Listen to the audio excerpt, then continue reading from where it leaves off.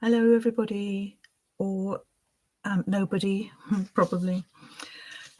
Okay, so I said I was going to tell you the story of Mother Earth's metamorphosis, and so I'm going to try to do that.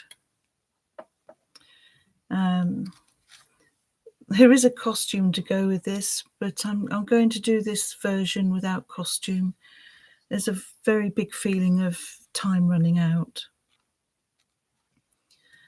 so I'll probably do another edition.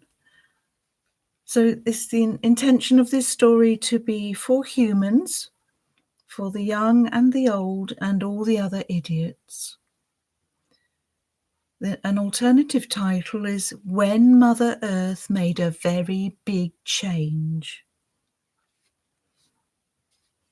Anyway, so this version. It's a prophetic fable called Mother Earth's Metamorphosis. Mother Earth, as you... I'll start again. What an idiot. Mother Earth, as I think you know, is the most beautiful planet in the universe, with her incredible oceans, amazing forests, wonderful animals, and perfect atmosphere. But Mother Earth has had one big problem. The human beings, who also live on Mother Earth's surface, have been making a really terrible mess. And now it has got really bad.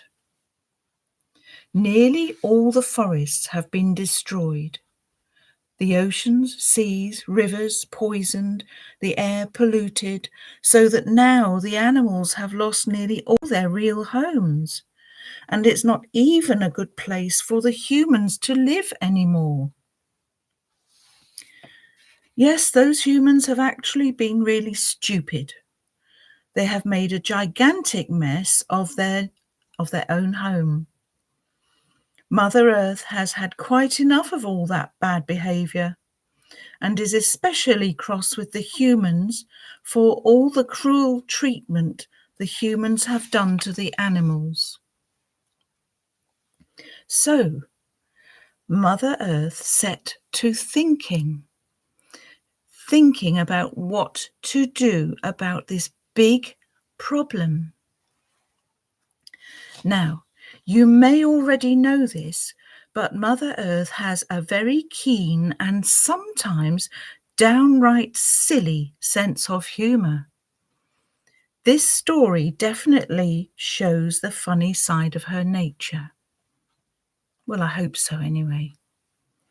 So one day, while she was trying to cheer up, she remembers something that she used to enjoy on those weird human things called televisions.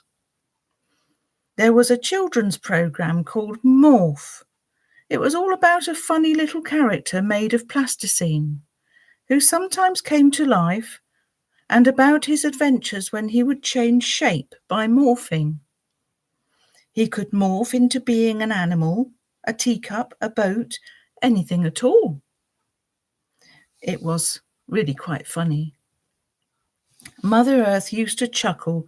She chuckled so much that birds on their branches would suddenly tip upside down, and fishes would do somersaults, and elephants would prick up their ears, wondering what was going on. There was one story about little Morph when he changed into a hat. Mother Earth specially liked this, as she had always admired the humans in their hats, and had always fancied having a hat herself. Of course, she did realise that a planet is far too big to fit into a hat. Well, one day when Mother Earth was still pondering this big problem of the humans, they made an extra horrible mess with another one of their horrible wars. That's enough, thought Mother Earth, and she decided there and then to become a real rebel She knew about being a rebel from seeing some of the humans being very kind and trying to save the animals from cruelty. So Mother Earth felt sure that the great universe would understand and support her rebellion. I am going to have a good old change around, she said to herself. I'm going to morph into the shape of my favourite thing, a hat. She announced this loud and clear so that the great universe could definitely hear her. Yes, she thought, that will cheer me up. A very big change. And that, believe it or not, is what she did. Of course, that did turn everything topsy-turvy for quite a while. Well, a bit more than topsy-turvy, as you can probably guess. Yes, all the land, the rivers, the seas, the oceans, they all changed around. By the time Mother Earth had finished her very big change and had settled into her new shape as the very biggest hat ever, she definitely looked very different than before. The lands and the oceans and everything were now all different places. Then, slowly, everything settled down. In a quiet moment, Mother Earth listened to see if any humans were still there. It was indeed very quiet, and certainly the humans were no longer making any mischief or mess, if they were there somewhere. There were certainly millions of animals all jumping and bounding about happily in all the new greenery, on all the new lands, and many, many fish in the seas with their companions, the whales and lobsters and all. And of course it was easier to see all the flying creatures fluttering around as soon as they had straightened out their ruffled feathers and so on. Now, I would like you to know that Mother Earth is a very sensible planet, as well as sometimes being a silly and rebellious planet.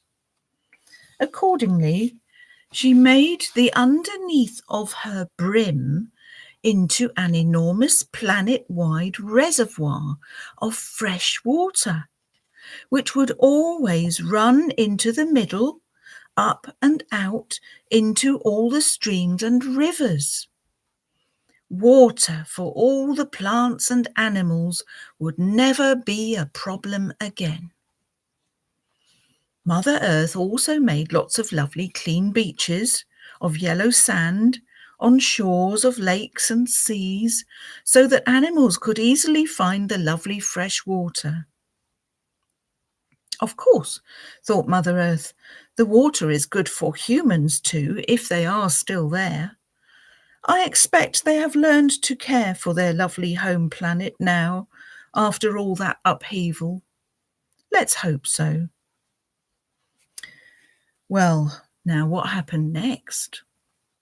Well, the great universe admired Mother Earth's new, rather shapely shape, and he complimented her on how extra beautiful she now looked. This made Mother Earth blush. Oh, you can tell when she blushes. All the pink flowers suddenly bloom. Needless to say, that doesn't happen very often. It is indeed a very rare time when the great universe compliments a planet. It has to be said that Mother Earth herself was very pleased with her new look. She had even included a pure white ice cap on the top to finish it all off. Yes, she thought, I like it. Eye-catching, stylish and dramatic. Wonderful. This is not quite the end of the story. You might have thought to yourself that it's a bit strange to have a planet-sized hat floating around in space among all the other planets, which, as you know, are all very round and spherical, just as Mother Earth used to be. Well, yes, that is strange, and in fact, Mother Earth was feeling rather odd and different. It has felt rather lonely, if the truth be known, she thought. So just the other day, she had another little chat with the great universe. She told him about this discomfort that she was feeling. He understood completely. He immediately sent a very special companion to join with Mother Earth. This companion is called the Great Mannequin, who has also been rather lost out there in all that space, with only spherical planets for company. She also has a good sense of style and beauty, just like Mother Earth, and has always wished for a great hat to wear on her great big head. Well, as you can imagine, as soon as the great hat, Mother Earth, and the great mannequin meet up, they become friends forever. The hat and the head are a perfect fit. Now they are happily flouncing, parading, gliding and strolling around the galaxy, and they don't feel alone anymore.